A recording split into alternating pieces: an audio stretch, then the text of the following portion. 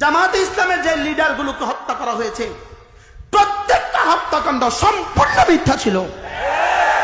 বলেন কি বলছি বলেন, আবার বলেন। প্রত্যেকটা হত্যাকাণ্ড সম্পূর্ণ কি ছিল? সম্পূর্ণ মিথ্যা ছিল। প্রত্যেকটা ফাঁসি সম্পূর্ণ মিথ্যা ছিল।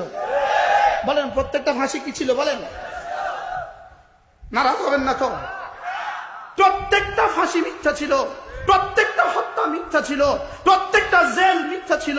হযরত আল্লামা সাঈদী রাহিমাহুল্লাহ তাআলা, হায় তিনি যদি আজকে বেঁচে থাকতেন পরিস্থিতি ভিন্ন হতো।